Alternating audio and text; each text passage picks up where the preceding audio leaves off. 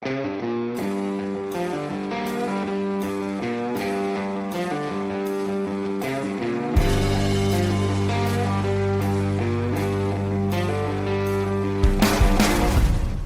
everybody, and welcome back to the Time to Calibrate podcast. This is episode 31. I am Bob Allaby from the Time to Go Travel and Timepieces YouTube channel. I am joined by co-host, freelance writer, and brand director of Isotope Watches, Mark Levesque. Unfortunately, we do not have Brent Robillard on the show today. He had some prior things that he had to attend to today, but today we do have one of our favorite guests, producer, organizer, and creator of the Timepiece Show, as well as the new Timepiece World Awards, Jason Hutton. Welcome to the show, Jason. How's it going? Thank you so much. Having a great morning. It's been pretty busy, but always a pleasure to join the Time to Calibrate crew here for a podcast. Glad to have you. So as is customary for the show, wrist checks to kick things off. What's on wrist today, Jason? I am wearing the Grand Seiko GMT Lake Shosho. One of my favorite pieces. It's just got like this brilliant kind of subtle but stunning blue dial. A lot of silver coming through. I really like it. This is a beautiful watch, and I enjoyed it a lot. Mr. Mark? Yeah, Jason, very cool watch. When you had popped by my house earlier this week to pick up a watch for the awards show, and you were wearing an Omega chronograph, and Yes. we were all talking. My wife was there, and I never got around to asking you about it, but that was a pretty cool, rarely seen Panda dialed automatic Speedmaster. I really liked it. Thank you. It's a very cool watch. Yeah. So I've got on wrist, I figured I might as well represent at some point on this show. I'm wearing an Isotope Flyway. It is the Purple Air, which Bob photographed for us and did a great job. Gorgeous watch. I'm not used to wearing something this small.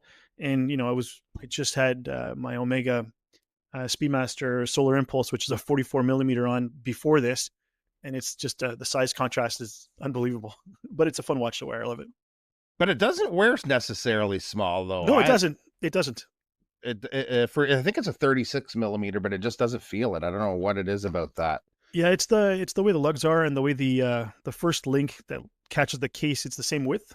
Mm-hmm. So it kind of gives us a little more presence. But just to give you an idea, I know this is an audio only podcast, but look at the size difference between these two guys. Wow. Yeah. Crazy. But the Flyway is heavier because it's steel and the other one's titanium. So Mark's holding up his new Speedy he picked up a couple of weeks ago. It's like a dinner plate and a saucer. Yeah, exactly. A coffee saucer and a dinner plate. Yeah. What about you, Bob? What do you got? Well, today I am wearing a watch that I just arrived here the other day from you, actually, Mark. This is the Sartori Biard. It's the SB04, I think. Yeah. Tantalum. I have two versions of the watch, this and the Ruby, and Mark and I are collaborating actually on an article for the Calibrated Wrist. Mark's doing the writing and I'll be doing the photography for that. And we're going to probably make this a thing and actually do this going forward. There's another watch coming in soon. We were just talking about this morning that we're going to work on as well. But yeah, this is an absolute beautiful, beautiful watch. I can't wait to get it in front of the camera, which I might do a little later on today. Yeah. She's got a lot of polished surfaces and little angles and things. It's going to be a tricky one to really capture. Yeah, the tricky ones are kind of fun, though. I like a bit of a challenge. Yeah. So now most people listening will know Jason, but for those that don't, Jason started in the industry by releasing his own brand, Zenea Watches, last year after a huge amount of work. He organized and produced the first ever Toronto Timepiece Show. It was a huge success, and as was his second show, the Vancouver Timepiece Show last fall. This year running separately, but alongside the Toronto show, Jason has now added producer of the Timepiece World Awards to his resume, which is something we're all really looking forward to. We'll talk more on that here today, but we also have a massive announcement for the listeners from Jason. So a lot to get into today. Yeah, just one small little correction. And the Vancouver Timepiece Show was last spring. Oh, spring. Yeah, my bad. Yeah, it was last spring in April. We've now been doing the podcast for over a year. And in this time, we've only had one repeat guest. We had Jason on 4 times now, counting this one. So I was thinking we should do like Saturday Night Live and have those jackets with the little number on the amount of times you've been on, like Steve Martin and Martin Short and Alec Baldwin and Christopher Walken wear when they come on the show repeatedly. So it might not be a suit jacket. Maybe we'll get you a T-shirt. And every time you show up, we'll have our logo, number 5 and then number 6. And I'll wear the shirt. I'm a t-shirt guy. I like it. So I'll do like a Saturday Night Live, live from Burlington, Ontario. Yeah, exactly. Live from Canada. To celebrate. Yeah. How does it feel to be our first 4-time guest? It's unique, I guess. I don't know. You getting more comfortable? Yeah, well, I actually enjoy being on podcasts quite a bit. I find for me, You're on other podcasts? I am, not many. You're not allowed. This is forbidden. Yeah, but I get a very, as opposed to video where you're kind of looking at the camera, I find with the podcast, you kind of, for me at least, I internalize. So I kind of get into like just my mind and I just speak. And I find it actually very relaxing and easy to do. So I quite like chatting on podcasts. And I think there's some great questions and it just gets into great dialogue. So it's been a lot of fun. And I talk with I know Brent's not here today, but I talk with all three of you on a regular basis as well. So I feel very much like I'm not just a guest on a podcast, but, you know, it's a group of friends all chatting and talking about what's going on in the world of watches. So I enjoy that tremendously. Absolutely. And at this point, you're just a fourth host. Yeah, pretty much. Maybe I don't have to do any of the tech work though. Thank goodness. So it is that time of year again. The Toronto show is just around the corner and it's become a highlight of the year for us and a lot of brands and enthusiasts. This year, there are quite a few new brands coming to the show, and it will also be a first for many enthusiasts. Maybe we can start by letting them and even people back at the show for the second time know what to expect when it comes to the show, to where the show is being held, the venue. Yeah, we've got a new venue this year. Actually, last year, based on just from a kind of a backstory, actually months before I ran the first show in Toronto, I already knew based on the demand and excitement around the show that I was going to need a larger venue for next year. So I actually booked the new venue months before I even ran the first Toronto show. So that was a little scary as well, because there was a certain element of faith, like believing that we're going to grow and we're going to continue to grow. But this year we are at it's called the Meridian Arts Center. So this is at 5040 Yonge Street in Toronto. It's an absolutely incredible venue. The building was built around 1991, 1992. There's abundance of natural light. They have a huge lobby area, so an upper and lower lobby. The total facility is like 55,000 square feet. It is absolutely massive. The exhibit areas are a little less than that, but it's still a really, really good venue. There's lots of things around it. So I'm just super excited for the new venue. I feel like this is a place we're going to stay for a long time. I've already booked for next year at the same venue. I think people who came to the show last year, I know it was an amazing experience. This new venue and based on the size and the brands who are coming, I think it's just going to be a level up and people are going to, I believe they're going to love it. They've been a really good group to work with there, and so excited to have this iteration of the show take place. Awesome. I can't wait to see it. I was supposed to go a couple of different times to sort of preview the venue with you, and it just didn't work out. So I'm looking forward to seeing it in person on Friday. I'll be there early with the help of setting up and the labor work as per usual. Bob will actually see it even a couple of days before that, because I'm utilizing his pickup truck to help move a bunch of items. You guys have to do a Costco run. It's now the Costco run is going to be the easy part. Yeah. I sent a video last day just showing how many boxes were there. It's unbelievable. Last year there was a lot, but the show is almost double the size in terms of number of exhibitors and expected attendees. So there's a lot of material and just a lot of movement of items that takes place in the days coming up to the show. Well, I joined the gym after the Vancouver show, so I'm ready for it. Very good. The three of us, I say the three of us, it's the two of us here, but Brent would be included in this, but we get to experience a lot of the process you go through to make the show, and now the awards happen. It is something you often maybe vent at times or elated, depending on what the situation is at times, but is it something where it gets easier the more shows you've done? Just the whole process? The short answer to that is yes. But not being one to shy away from a challenge. There's always new challenges. For the show specifically in Toronto this year, we have a new venue. The layout is different. We have a lot more exhibitors. So although certainly I've learned from the process of the first one, we're figuring out the nuances in terms of the new venue, in terms of, dealing with more exhibitors. Also with the Timepiece World Awards being produced as well, that's added a definitely deeper layer of complexity to the whole logistics piece. So yes, you do learn, and it gets a little easier.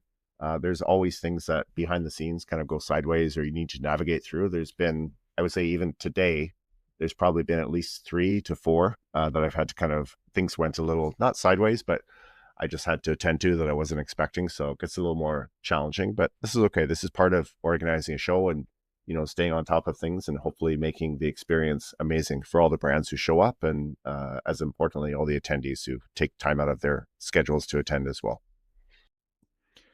Yeah, Brent, as we know, is not here. He has given us questions to ask, and we're going to go through them. I'll do a few, Bob will do a few, and here's Brent's first question. I'm sure Toronto 2024 was a steep learning curve. I know you were much more relaxed come Vancouver. However, I'm also sure that even with experience, there are challenges that arise out of the blue. You just said you had a couple of calls today. How do you handle the unexpected? What are some of the things John Q. Public would never think of that would occur?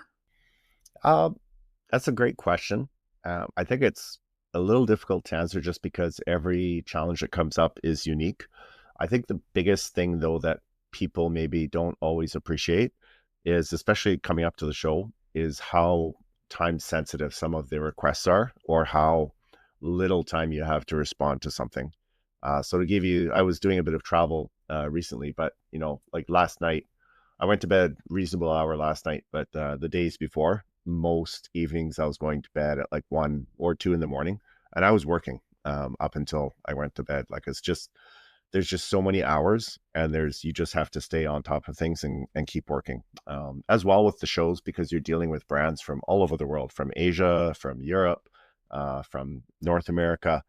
You have to accommodate to a certain extent to manage the time zones. So it's very common for me to be having, dialogues or discussions with a brand, and they might be in Hong Kong or Singapore, and I'm talking with them. And sometimes we just switch to a live call because it's easier. It's like 1 a.m. in the morning. So this is something that's required, I think, occasionally. And this is you just navigate through it. I love doing it, but it can be pretty punishing from an hour standpoint on your personal schedule.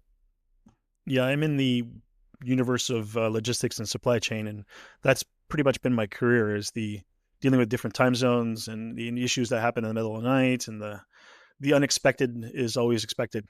Yes, that's absolutely true. And one thing that it's interesting too, like especially the European brands, because they tend to be 5 or 6 hours ahead for the most part of Toronto. If I'm productive and I'm sending out various messages, whether it be through WhatsApp, email, etc. When I go to sleep and I wake up in the morning, I usually get up around 6:30.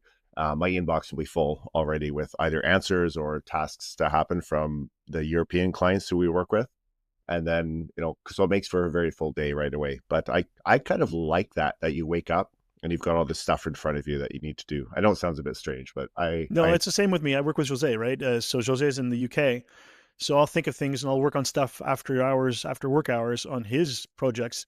And then he'll answer them while I'm asleep. And I wake up in the morning, I've got all these emails and projects from Jose. You just have to make sure that the people you're talking to understand that they're not going to get answers in real time at those times. But yeah, I totally get that. Yeah. So I know you just came back from Switzerland, and I believe you spoke about the British Watchmakers Show in the UK on a previous show of ours. You've been going to a lot of shows. Is there anything you've seen elsewhere that you would like to implement into our Canadian shows and haven't done yet? Like perhaps staggering attendance, breakfast with brands, maybe a photo booth. The last one was a joke. I wrote it out, and then I was thinking, that wouldn't be such a bad idea. You get a photo booth, and then people do wrist shots, and you project that onto the wall, and just the wrist shots keep accumulating. And at the end of the show, you got this giant mosaic of wrist shots. That'd be kind of cool, actually. I like that idea. I have to look at that next year for Toronto. That'd be cool. It would be. The one advantage we have with the Toronto venue is it's quite large. So we have a few opportunities to do some creative things like that. Certainly having the photography set up and the lighting available. That's something we do not have this year, but I think it has value, especially for content creators. One thing we do have that's new is we actually have a dedicated area for a media lounge as well. So, very cool. I was about to ask you about that. Good. We've actually got 3 stations and they're curtained off, so there's a little bit of privacy there. So people can come in and film or have a chat, and sometimes it's a little more relaxed to do that outside of the show setting. So we have availability of those to all brands and all media. A couple of them are by appointment, so you can book time. The other one is basically open, and if it's available, you can pop in. So we're doing some new things this year. I think as the show continues to evolve and grow, we're going to do some creative things. For me, the goal of the show has always been engagement and having people who take part love the show and enjoy it. And that operates on 2 ends. There's brands and there's attendees. So I think anything that contributes to the positive experience for either of those 2 parties, I'm always supportive of, and we're always looking for creative ways to do things. So I love the idea though with the like poster in terms of the wrist shots in like a nice kind of almost studio setting. So I mosaic kind of style. Put them all on the wall. Yeah. That media center, are you going to have a door that locks on the outside? Because I know of one media dude I'd love to put in there and lock the door. No locks, unfortunately. No locks. But it's a big venue, so if you don't like that media dude, you can wander off to another area of the venue. You aren't talking about me, are you? Mark? No, not at all. You know who I'm talking about. I do. So here's another one from Brent. I wish I could do. I wish I was better at impersonations, but I'm not. I was trying all day. No, I just can't do Brent.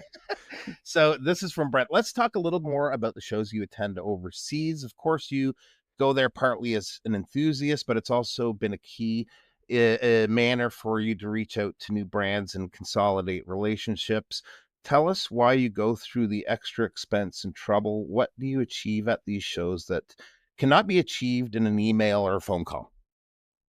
I think he's almost already answered the question. The engagement that you have with someone face to face or in person is usually very different. I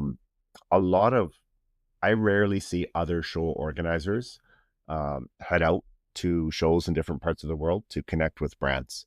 The majority stay home.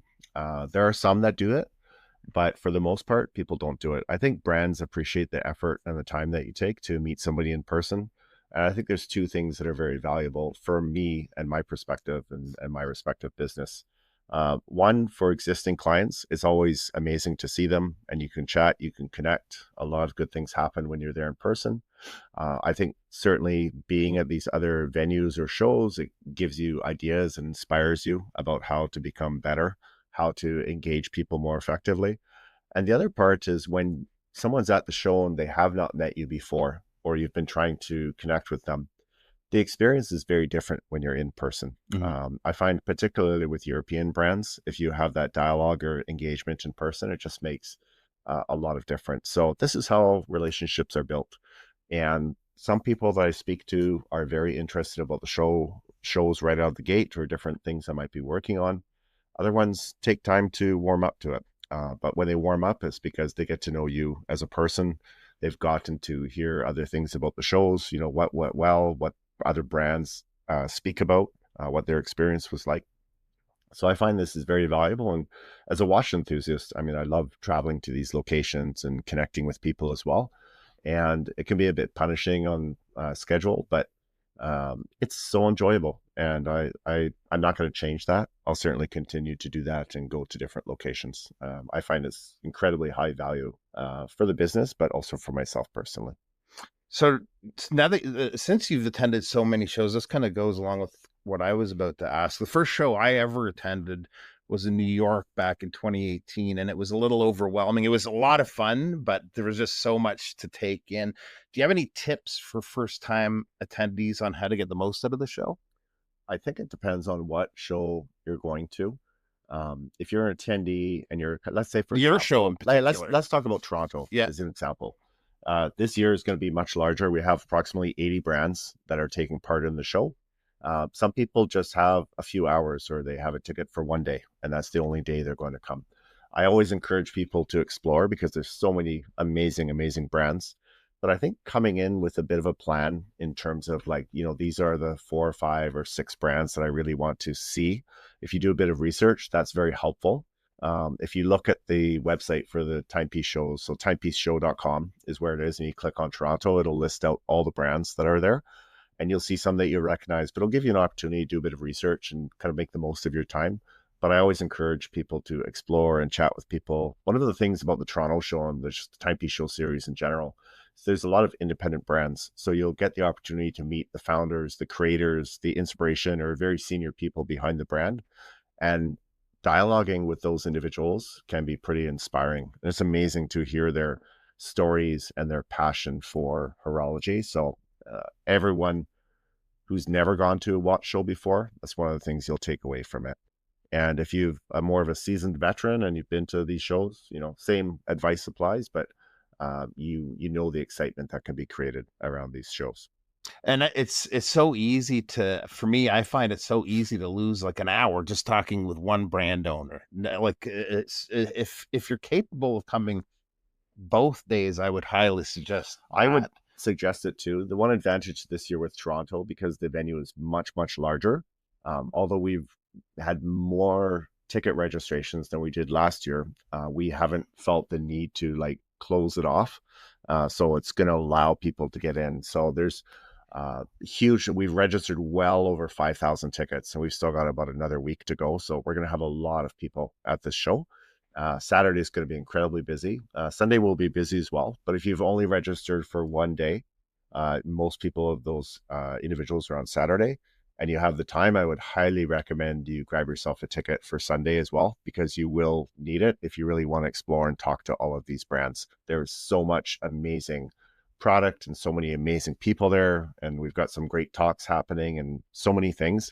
You really need the full 2 days to truly appreciate it.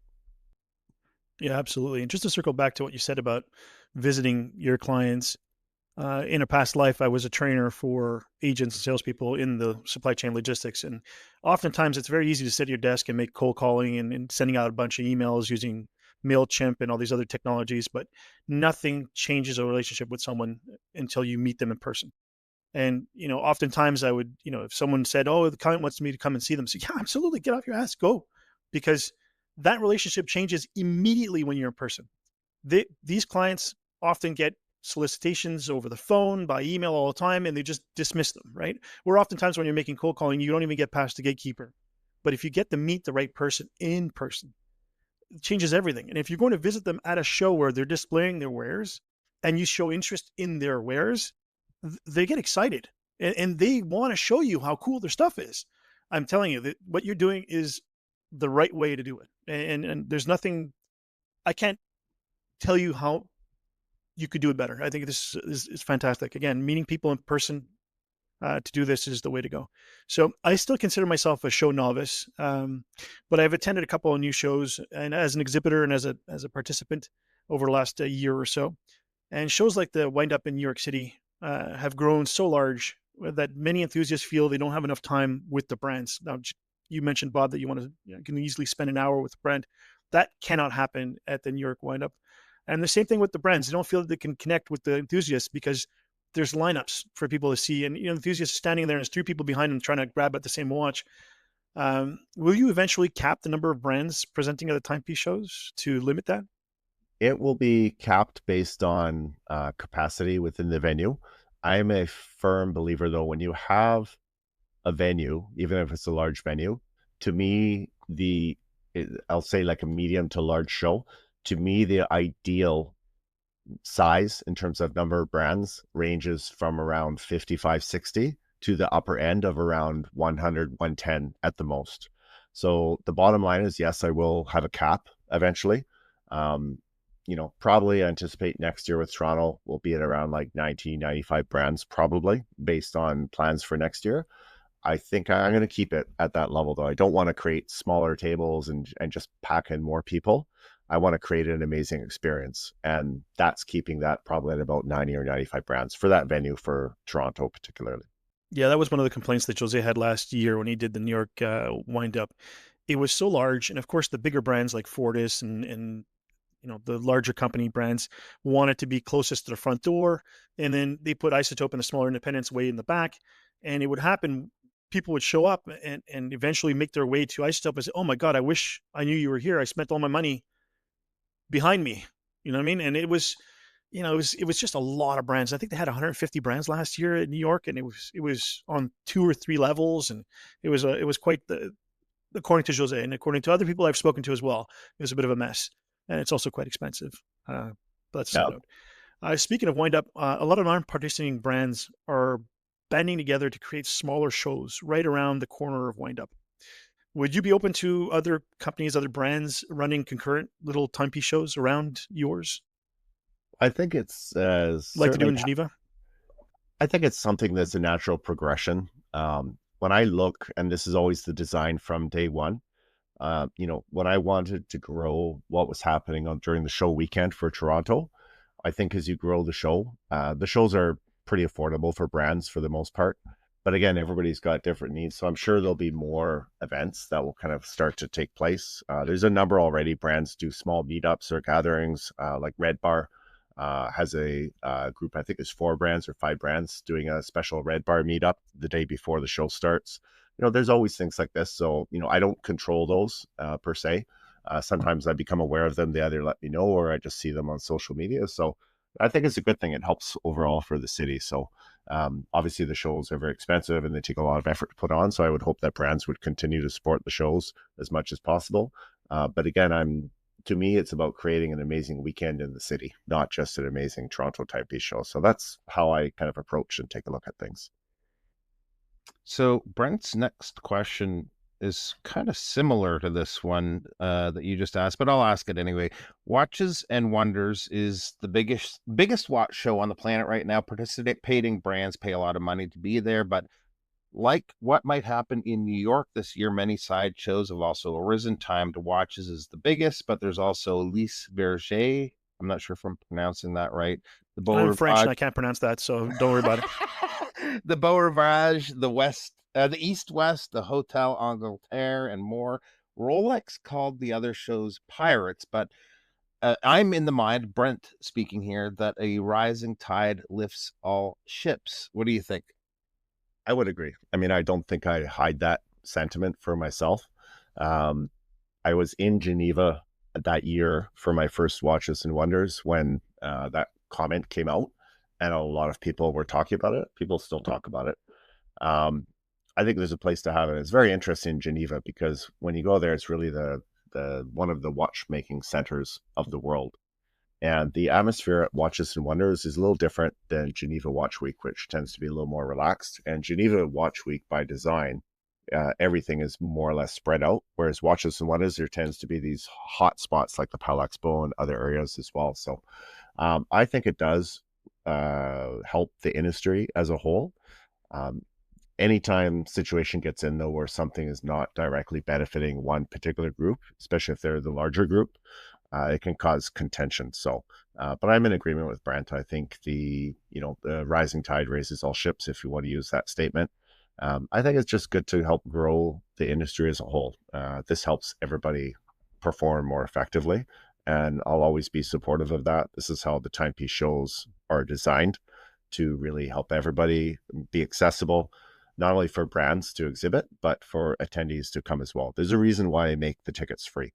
I was at a recent watch meetup a few months ago, and there was a watch enthusiast, and he was speaking to me about the shows. And he was very pointed with his opinion. And he said, I don't understand why you're not charging for tickets. You should be charging for tickets. Everybody would pay and you make more money. And for me, though, that goes against a little bit about what I want to try and do with the shows. I want to make it accessible. I want people to come, even if there's a passing interest in watches, but they want to explore, come to the show and experience it and talk to these brands. And, this is how we bring new enthusiasts into the industry. I think it's very important. And keeping those barriers low is incredibly important to make sure that happens. So, and I'm very happy with how the Timepiece Show series has progressed and has really become an anchor point, at least in the Canadian market space. And I'd say that spills over a bit into the East Coast of the US as well, as great anchor points for growth to be happening within the market space. And a lot of good things have come around as a result of the shows. And I'm very, very happy about that. It pleases me to see that. Yeah, it's a great stance. I know that there's a fee for British Watchmakers Day in the UK. That is a one-day show. And the amount that they charge. I think it's £10. It's not a lot. And that money goes towards the British Alliance of Watchmakers, which, helps all the little brands and big brands together. I think it's a worthwhile charge, and it's a more niche. It's only British, UK brands, not British, UK brands, because I think Scottish brands are in there too, and Irish brands. Mm-hmm. So, I get that. And I think they want to limit also the amount of people that show up, because it's a one-day show. So they do a morning ticket event and then an afternoon ticket event, whereas the Toronto Timepiece Show is literally 3 days. You got the creators event on the Friday evening, and then you got 2 full days on Saturday and Sunday. So, the crowds can come in and spread around. If the lineup's a little long, go have a burger somewhere, come back, or have a coffee. And, but from last year's experience, I don't know if you remember, I was worried about lineups and, waiting times at tables and so forth. And those fears were assuaged when we opened the show. There were a lot of people, but it just flowed so well. So I think it's going to be even better now that the venue is larger and more open. I'm just so excited. I can't wait. So now with 2 shows under your belt and next one right around the corner, what have you learned of the past experiences that will enhance the upcoming show? Oh, I don't think this podcast is long enough to talk about all of that. But hey, we've been going long lately, so you go ahead. Yeah, well, I'll talk about a couple of high-level pieces. I think from a logistics standpoint, because the logistics get incredibly complex in terms of making these shows happen. Not only in the supply of elements that I need from a planning and execution of the show, but also organizing and working with brands from around the globe. They have product coming in, they have different needs that are sometimes specific to them, and it's helping to be a supportive partner to assist with that as much as possible. It becomes very complex though, because there's so many last minute issues and things that come up. And, today when I mentioned there was 3 or 4 things that happened, a couple of those are related to brand specific needs, right? And, you learn from that.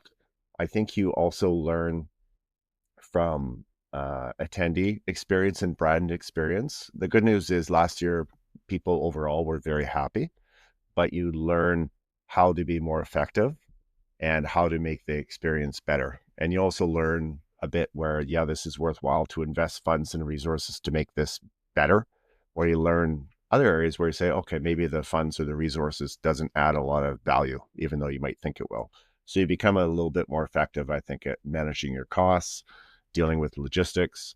I've had the good fortune this year of starting to work with a colleague, Geraldine, who's my event director. So she's working part-time now. That's been a tremendous help. She will be transitioning actually to a full-time role. So I'm going to give her a shout out here because she's just been absolutely exceptional. She's going to help tremendously with helping to keep things on track. And she's very, very detail oriented, which is an area that even though people would say I'm detail oriented, I don't feel I am. And she's a tremendous asset, I believe, going forward. So we're going to shout out Geraldine. Yay! Yeah. Shout out to her. So I gave her a shout out on the Grey NATO podcast, and I'll give a shout out here too. So what podcast? She's never heard of. Oh yeah. They're a little podcast. You don't know them. So anyways, no, it's but it's just, it's about working with everybody. The community as well, especially around Toronto, has been incredibly supportive. A lot of people just helping to spread the word, ask for if you need extra assistance, can you help out a bit? Or I don't ask them, but they say if you need help. So I always appreciate that as well. It's a big undertaking this year with the show. We have about a dozen staff on site throughout the weekend. So it's a lot of people doing everything. And the awards in particular, there's a lot of new roles there that we did not have last year.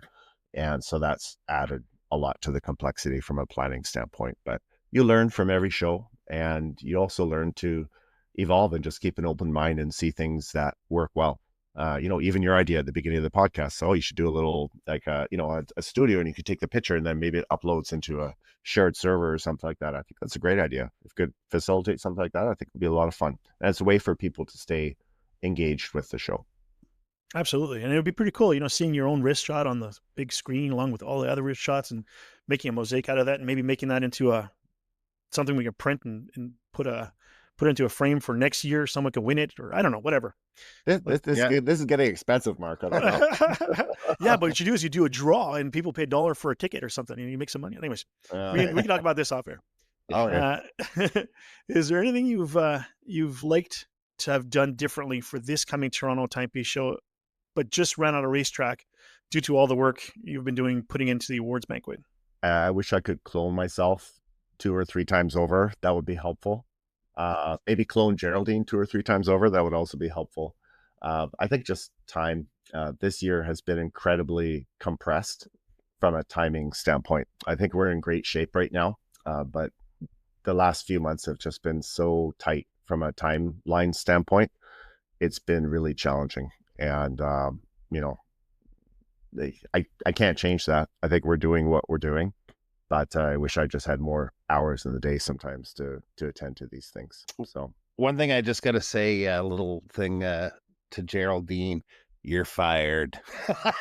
We had a little running joke at the Vancouver show last year where we fired each other quite a number of times. So I wanted to get the first firing in here today, but she's not here to defend herself or to fire you back. We're gonna have to fix that. She'll look after her during the show. Just so all the listeners are aware, both of them are on like a performance improvement plan right now, including Bob.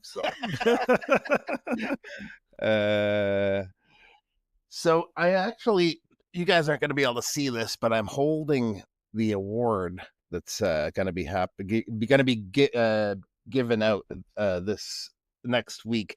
The awards happen on Saturday evening, which is the 21st of this month. They'll be hosted by Canadian comedy legend Colin Mockery. If you're outside of Canada, you'll probably know him from the show Whose Line Is It Anyway? Tell us a little bit about what's happening that evening and also where people that can't attend in person can watch it. Sure, that sounds good. Yeah, we're very excited for the program. As you mentioned, Colin Mockery is the host, and I know he's an amazingly funny individual. And really the whole goal behind the awards ceremony is just to provide a great venue to attract people to Toronto globally. And like the shows, my underlying goal is always to connect people and bring people together. This new awards program really provides that opportunity to do that. We've had an incredible response. Our time frames from when we launched the entry platform to the deadline closing date was incredibly tight. It was only 50 days.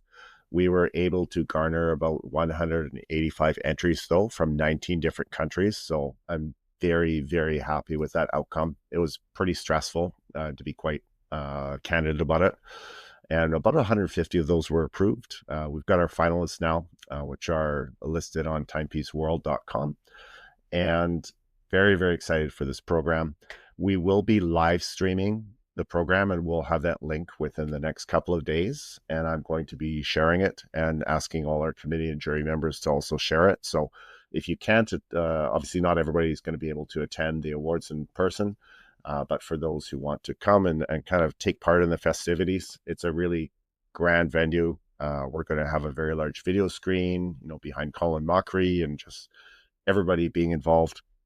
It's going to be a lot of fun. There's some incredible brands which have entered and made it to the finalists.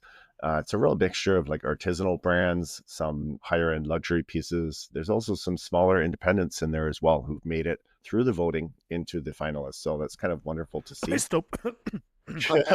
Yes, Isotope is part of it. But one of the things I think that's going to be absolutely wonderful, and you'll see in my speech that I'm going to give to the audience at the opening of the ceremony, is really, I wanted to bring people together. For the finalists, we have brands from the US, from, Canada, from all over Europe, from all over Asia. And we have a lot of brand representatives flying in from many, many parts of the world, including coming all the way from Asia to attend this ceremony. They're flying across the world to be at the show and the awards ceremony, basically for 2 days. And to me, that's an absolutely beautiful thing. And you're going to get to meet these people and, because they'll be around Toronto for the weekend. So I'm very, very excited for what the future holds. And I think the industry is as well. So I'm really looking forward to this. It's been a lot of work, but it's all going to come to fruition on the Saturday evening. Start time will be 7 p.m. For a reception. And then the actual ceremony will start at 8. It's not really open to the public at this time, but the public will be able to enjoy it. So we're very, very excited about it. Yeah, I can't wait for that. It's going to be really cool. We just have to figure out how Colin Mockery can come and be a guest on our podcast. Yes. He probably would. So I'll put in a good word for you. So I've got his email now, so I can talk to him. The only thing is he's not allowed to be funnier than me. Yeah. So I don't know. I don't know. I don't know what to say to that. So no, it's going to be a really exciting evening. And I like him. I love that show. Whose Line Is It Anyways? I don't know if do you guys ever see the episode where Williams there that passed away. What's his name? I'm having a Robin Williams. Yeah, Robin Williams was on an episode. Oh, I never saw that. No. Yeah, go look it up online. It's very good. Very, very good. Yeah, that's such an amazing show. I remember watching it, and there's so many like funny clips and things that happen, and there's so many short clips that exist now on on YouTube, on Instagram. I think because I've been engaging with Colin a little bit, it's kind of comes up on my feed now. I constantly get things in my suggested accounts. Sure. Talk about Whose Line Is It Anyway? Brent and I are going to be presenting one of the awards, and my goal by the end of the award show is to be best friends with Colin Mockery. So don't worry, I'll get him on. I'll give Colin a warning to stay away from you. So yeah, you can't stay away from Bob. Bob is an unstoppable force. Yes. And both Bob and Brent will be presenting the award for the foundation category, which is watches which are 2,500 US or under. So excited to have them as part of the program as well. So most of the jurors, or all of the jurors, and quite a few numbers of the committee members will be present, and they'll be co-presenting the awards for different categories. So very excited about that. Yeah, very, very cool. With the planning and preparation of the Toronto Timepiece Show and the Timepiece World Awards, you mentioned before that you were a bit of on a time crunch. And having been part of the oversight committee, I felt a little bit of that crunch when the entries were coming in. Yes. So next year, you said you're going to start a little earlier. How much earlier do you think you're going to be starting?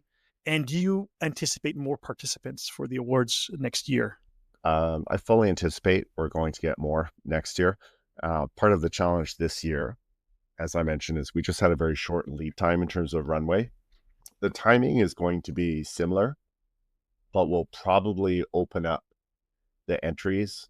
I would anticipate maybe about 4 weeks earlier. So probably like late April, end of May. And that will give more time for brands to enter, and I'll still close them out. I think at the original time frame. This year we closed out the entries at around like July 20th, I believe. I think I'll probably close them out on July 1st or July 2nd this year. So we'll have about an additional month. But I think the important part is the lead up to the awards. We'll have more time to work with the brands and spreading the news and getting people to know about the awards. We had a number of brands that were very, very interested in the awards this year, but they just couldn't do it from a timing standpoint for a number of reasons. One of the interesting things actually that comes up when you see brands, particularly like haute horology or artisanal brands, is they only have a very, very limited number of example pieces, basically, that they can share or use. So sometimes it's not the brands themselves, it's actually the watch being available that will dictate what they can participate in and how. So having a little bit more lead time with the dates, I think will help with that. And again, I won't drop any names, but there's some big ones that I had extensive discussions with, and in the end, they just couldn't do it this year because they couldn't guarantee that the watch would be available for the jury on the dates that we wanted. But I think it's going to be great next year. And so basically, Rolex, Omega, Breitling, those are the guys you don't want to talk. They weren't going to say anything about, right? Rolex, no. Rolex has never called me, and I don't think they will. So that's okay. Yeah, but it's some very high-end independent brands. That's cool. And we still have some credible brands as well this year. Like I had the pleasure of meeting some of them recently. So really amazing people. So I love it. And I think it's going to be an incredible platform for the watch community to gather around. Particularly, we don't really have anything like it in North America. So I think it's quite unique in this regard. So I'll be quite happy as we build it out. Yeah. And then next year, this will be a known quantity, right? You'll have something to reference. I hope just like so. the Toronto Timepiece Show, right? The first show, I was going to say episode. The first show went off without a hitch. It was fantastic. Now it's a known quantity. We had no issues getting brands involved for Vancouver. I think Toronto now is really on the map for that. And now we're going to put them on the map for the awards as well. I say we in the you and your team. I'm working on it, and it's certainly true. Like the very first time I went to Geneva and I was speaking to people about the Toronto show, majority of people had not heard of it, and that was the first introduction they ever had to me or the show in many regards. Now, depending on the type of brand and who I talk to, it's much more common when I drop the name Toronto Timepiece Show, they know of the event and they know who I am, or they've heard things about it, good things. Yeah. And this is tremendously helpful. It gives you a little bit more credibility coming out, and people are like, oh, I'm glad to meet you. And, and they're interested already, which is beautiful. But again, that takes time to build. And just like the show series, the awards will take some time to build as well. But I think it's something that's needed within the market space. And hopefully there's going to be, more attention to it in a good way in the coming years. So I'm excited for what the future holds. Hold on, Bob, 1 second. This question's not on the list there, but when you introduce yourself to a brand that doesn't know who you are, do you say, hi, I'm Mr. Timepiece? I do not. I'm going to get a t-shirt that says that, though, I think. Yeah, Mr. Timepiece. Mr. Timepiece, yeah. So it's actually, that was one of the things in some of my recent trips now, because I'm getting involved in so many different areas within the horology industry. The timepiece shows and the awards are the main ones, of course. And I won't go into it in this podcast, but there's 2 or 3 other areas I'm also involved in. It becomes a bit challenging because you have many things you can kind of speak about. So a lot of it is just when you initially connect with people, getting a kind of sense of what's going to be most meaningful for them, and then just choosing, what you're going to chat about. Usually the shows is the main thing. But again, it depends on the brand, it depends on the context, depends if they know you or not. And but there's many, many things to chat about. So, but I love it. It's a lot of fun. So you've had a very busy, I was going to say couple of weeks, but it's been basically nonstop busy. It is nonstop busy for you. But in the last couple of weeks, you've been prepping for the show, the awards, you've traveled to Switzerland.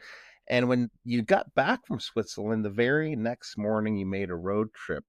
That day you got back, and that brings us to the announcement we mentioned earlier. What's the big news? Yeah, so I'll do a lead into where it is, and this is more for the listeners because I know you both know. But I got back from Switzerland at around 8 p.m. on the Sunday night. I hopped in the car the next day at 6 a.m. to drive out to a city to look at a potential show venue for a new city. So I'm very, very pleased to announce the success. The visit was a success, and we found this incredible venue. To the Timepiece Show series, we're going to be adding Montreal, Quebec to the list of shows in Canada. This will be taking place the last weekend of May in 2026. We have an absolutely beautiful venue towards downtown Montreal. It's very central. It's actually an old restored church. It's about the same size as the Vancouver venue, slightly larger. So I couldn't be more excited. I've already been talking to brands about it. I've already got a lot of commitments from brands, and they're super excited to also come and see the Montreal community. So for those of our fans or listeners in Quebec, we're coming to you. You're going to have a Montreal show. So I couldn't be more excited. And I think it's going to be an amazing addition to the Canadian series. So we have Vancouver, Toronto, and Montreal. That's awesome. I've got goosebumps. Too bad Mark can't attend. He'd burst into flames walking into it. Yeah. Oh, come on now. It's not an active church. You might be okay, but you can wear your asbestos underwear and protect yourself. My tinfoil hat. There you go. Yeah, it's a beautiful venue. I saw pictures of it, and it's in Little Burgundy, which is an up-and-coming little part of town right now. Like you said, not far from downtown, easy to get to. This is going to be something else. And I'm super excited. And the one thing that I love about all the venues for the Canadian shows is they're all a little different. They all have their own feel. They all have their own sense of community. But I think the piece that's going to be contiguous throughout all of the 3 venues is that feeling of accessibility, of engagement, keeping things fun and enjoyable. I have no doubt that Montreal, we're going to do the exact same thing. So I'm going to follow the same format. So the Friday night being a creators VIP night, and then 2 full show days on the Saturday and Sunday. So I am super, super excited for Montreal. It will happen May 29th, 30th, and 31st of 2026. That's 1 month after the Vancouver show, which is at the end of April. So mark your calendars. More details to follow. Same sort of format as the other shows, and I think it's going to be an amazing, amazing weekend. So I can't wait. Have you mentioned you got some commitments from brands? Anybody sign on the dotted line yet, or? No, but it's I'd say they're like a verbal handshake. So I suspect we're love them verbal handshakes. Yeah, I think we're going to get a lot of the same brands that you see in Toronto this year. There's actually a lot of brands which are very interested in attending all 3 shows in 2026. So we're building a good support network, and I'm excited for what the future holds for Canada and the watch community, as well as the Timepiece shows. So it's and the venue is spectacular, and from a logistical standpoint, behind the scenes, it's got all the tools and supports that we need in order to put together an amazing show. So couldn't be happier, and very glad I made the trek out there. But by the time I got home on Tuesday, I was absolutely exhausted because it had been a very, very busy week. Add the jet lag too. Yeah, that too. Do you need any help for talking to local retailers? I know that in Toronto you have Jean Bijou that presents. I know a couple of people here that might be interested in doing something like that. If you want to, need help, we'll talk for sure. I think there's always attractiveness to the venue when there's some local folks. Here in Toronto, we have a couple of retailers taking part this year. It's Jean Bijou, which is the official retailer of the show. We also have Classic Creations, which is an amazing shop as well. They're going to be taking part and representing Doxa. Zin is going to be there as one of their brands, and Nomos Gloshute. So we've got some really cool brands taking part this year. And Sam from Jean Bijou, he's got 10 or 11 brands that he's bringing with him. So there's going to be some really fun stuff. And of course, all the independents and folks like Isotope, Atelier Wen, Fears is here in Toronto again, Christopher Ward, Maurice Lacroix is a new exhibitor this year. We actually have, I'm going to give a special mention as well. There's an amazing watch brand called Awake out of France. And they have actually produced and created a novelty specifically for Toronto and the Canadian market. I purchased one myself. I absolutely loved it. So he'll have some at the show. It's an amazing, amazing timepiece. And it's actually made for that Canada. Leads to a question. For the British Watchmakers Show, a lot of brands made specific watches for that show. At Wind Up, there's always a brand or two that does a release for the timing of that show. Have any other brands like these guys at Wake, have anybody else talked about doing a specific limited edition or a timepiece show run of watches? Awake is the first one to have approached and wanted to do it. I think as the show grows, there will be more brands that just do it. We always have brands which have just recently launched a product, and it might be a day or two before. So it might not be geared specifically for the Toronto show, but it will be a brand new release. So I think we'll see more of that as time goes on. You and Jose should do it. Yeah, most likely, yeah.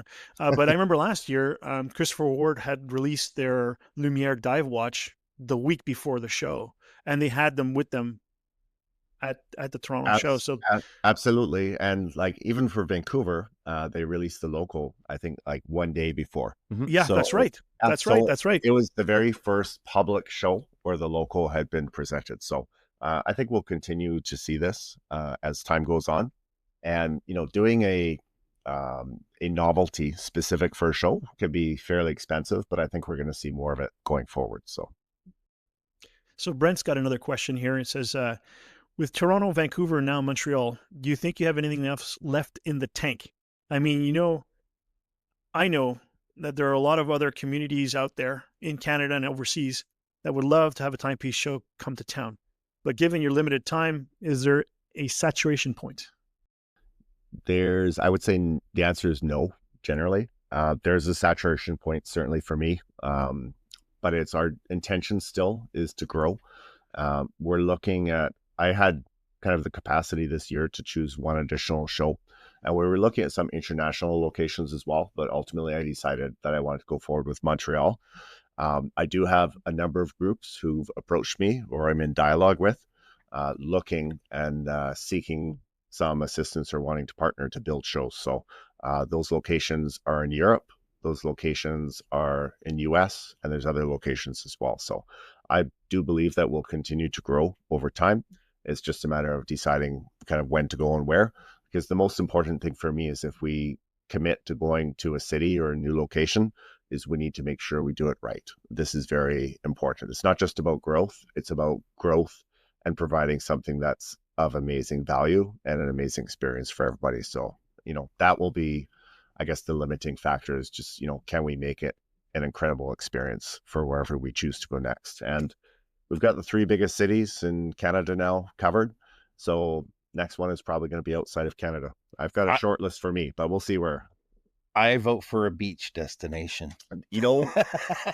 I'm gonna give you a little insight. There's actually one of the people I'm gonna have some dialogue with, and don't say anything because you could probably figure out who it is. I already know. Yeah, so do I. I was about to say something about it.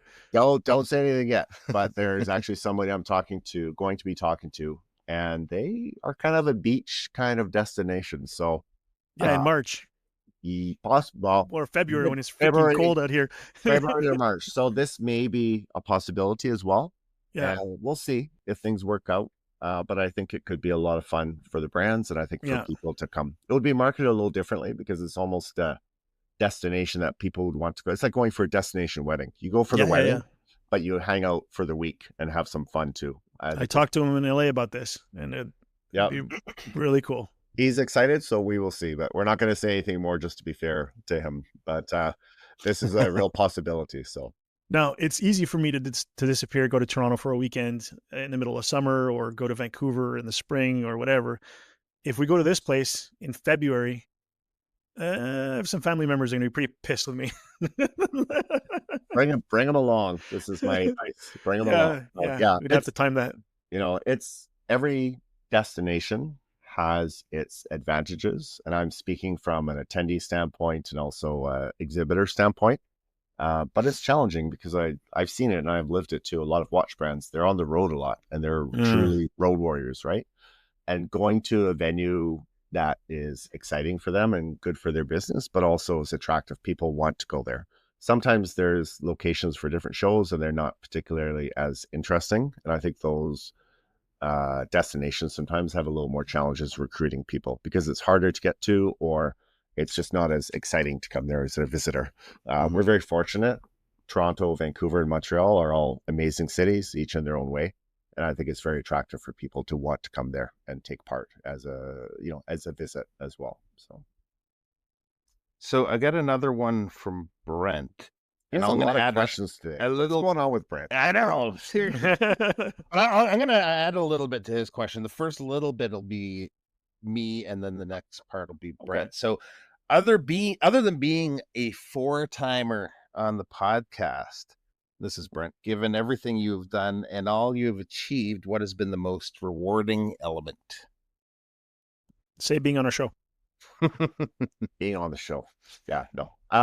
Well, yes, I like doing that too. I'm going to speak in a general sense about something that I always love when it happens. And for me, the most rewarding piece and the piece that I like is when you're traveling somewhere, like you're at another watch show somewhere else. And this can happen like in Toronto or in Vancouver too. But when it happens outside of Canada, I find it's amazing. And like on my most recent trip, there was a gentleman from Croatia. And he had heard me. He's like a podcaster and content creator there. And he's been following the Toronto and Vancouver Timepiece Show series. And he's a fan of what we're doing and how we're doing it. And he heard me having a dialogue with another brand. And he stopped me in the hallway afterwards and introduced himself. And he just wanted to say hello and thank me for everything that I was doing and congratulate me on the growth and the success. And I never met him before. I haven't talked to him online, but it's amazing to me that you've had an impact or you've done something that resonates with someone across the world and you've never even had the opportunity to meet them before. I love being able to have that impact or connection on people. So this is the thing that's most rewarding for me. When someone comes to the show and it becomes an amazing weekend for them, or they just enjoy it personally, that's the most fulfilling thing of what I do. I absolutely love it. And we talk about it a lot in the horology industry, especially the independent horology industry, is the connection and the camaraderie between people within the space. And I absolutely love that. It's the most fulfilling part of what I do. And so that's kind of one thing, but it's one thing spread out over many different instances. So that's an amazing thing for sure. It is. So you're very busy. Obviously, we're a week away from the show. And on behalf of us and the listeners, we are really appreciate you taking the time today. It's been great chatting, and we'll see you again really soon at the show. Thank you so much for all the hard work you do to make it happen. And thank you for coming on today. It's my pleasure. And look forward to visit number 5 sometime in the near future. Definitely coming soon. We'll be doing 3 a year now with Montreal. So the Time to Calibrate podcast is out every 2 weeks and can be found wherever you get your podcasts. If you have any questions or comments, please reach out on Instagram or email us directly at timetocalibrate@gmail.com. Until next time, T2C out.